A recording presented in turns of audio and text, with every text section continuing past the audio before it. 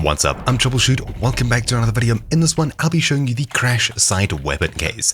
This one's easy to get to, though you'll definitely have more than a small fight when you get here.